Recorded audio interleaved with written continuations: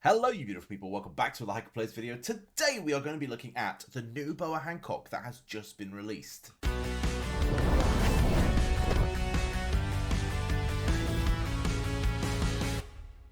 So let's go check her out. If we go to Almanac, we can then click on Boa Hancock, and this is what she looks like. You would have seen her in the thumbnail already, and I'm going to be honest with you, they have done well. Can we just appreciate the shadows and everything going on there? That is definitely meant. You know, some of that physics there was definitely meant for us, boys. Us men of culture. Of course, there is no skin. There is just the classic. Let's try her out in game. Let's have a look at what animations look like. Then we'll review her skills. So, you can see, I mean, we should probably take it off times whatever, but there you are. You can see she does look fantastic. I mean, it's near enough the same as the old one, but I like her new dress. I'm going to be real with you guys.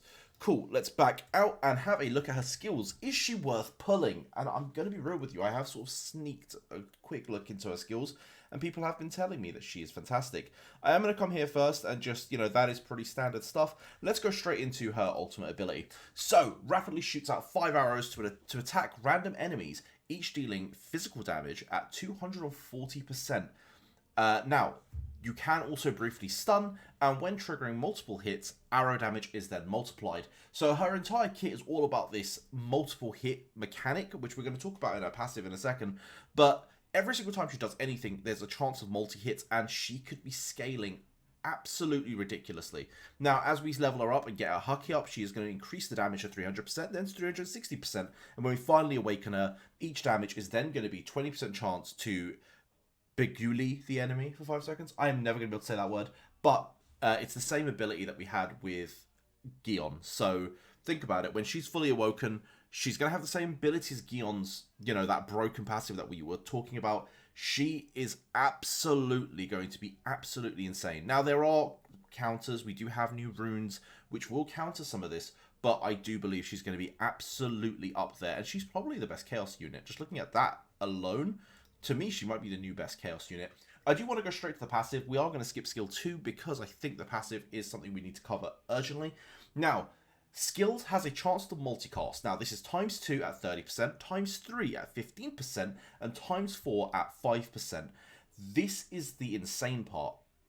So, there is a small chance that she could do 4 times the skills. So, imagine skill 1, or the ultimate skill, casting 4 times. That is unreal.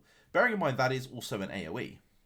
So, because she's hitting 5 arrows at random enemies. Like, this is ridiculous. This is absolutely ridiculous. Now, as we scale her up, her normal attacks can then trigger multi-hits, which is stupid. And her damage from normal attacks can then be reduced from half. Wait, sorry. But the damage for each extra normal attack triggered is then reduced by half. But mate, if you're doing 4 times the hit, that is still a power up. And when you awaken, there is a 4 times chance. Sorry, the 4 times chance goes up to 8%. That is really, really good. It's not game-breaking because I believe the difference between 5 and 8 isn't too great. Of course, it does mean it will trigger more, but listen, but when we were playing League of Legends a few years back, 1% crit would make a difference. And, you know, you would have 1% crit in your build because on the chance that you proc it. At between 5 and 8, now that it's in the build, it doesn't really matter. So I wouldn't go too crazy about, like, I don't think she needs to be 12-starred and fully huckied.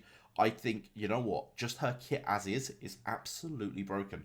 So that's the difference between her and Gion. I think she doesn't need as much resources put into her. But in saying that, she's a Chaos unit, so she is going to take up a lot of resources as well. So, you know, take that with a grain of salt. Now, let's look at her skill 2, which is Salem Storm. Now, she deals physical damage to 2 times to all enemies in a large area. So it's just a nice AoE clump, and she's going to do it 2 times. Bearing in mind, she could then multiply, so if you times 4, that's 8 times. That's ridiculous. Now, it's 140% of her attack. When triggering multi-hits, damage then becomes, you know, the damage multiplier, and then it goes up to 170 and then 200, and then 20% of the damage dealt becomes heal to self. When you fully awaken her, she's going to be able to be self-sustaining. That is ridiculous. She's going to be so good in so many bits of content in this game. Okay, she's fantastic. Like, I cannot see a scenario where she's not going to be that great. And her damage numbers look fantastic. Is she going to out-damage Garp is the real question. We're going to need to get her. We're going to need to find out. I think with damage multiplication, maybe she is the new Garp. Just saying. Just saying. I don't want to build up hype over nothing, but I think there is something there. In terms of getting her, it should be the same and standard way. We do have this lovely image of her here. And in a few days, we are going to be able to roll for her. Will I be getting her? I'm not 100% sure yet. We will see. I have 50 of those, as you can see, and we are going to, have to save. Now, for those of you who are new and want to get her and don't understand how any of this works, once this event has shown itself, you are going to be able to get these, what they called in this game, chaos boosts, or I forgot what they're called, but you're going to be able to get the currency, and the way you're going to get it is every single time you top up 50 jades, you're going to get one. And then furthermore, you can then buy the packs, which will then, I think it's $100, and you get 80 summons. Don't go beyond 80 summons. Very, very important. Do not go beyond 80 summons, because the drop rate is so low that I don't think you're ever going to get her. So what you want to do is you want to do your 80 summons, you want to guarantee her, wait 2 weeks, then get her again with those 80 summons, and then keep doing that. It's going to take you months, but you are going to be able to max her, and her new item does look very, very nice as well. So that is the approach I would take. Do not go beyond that, and that's, as a friend, go do that, boys. But yeah, that concludes this video, man. Honestly, I hope you guys do get Boa. I think she looks fantastic, and I just want to have one more look at that artwork, because let's end the video with her on the screen.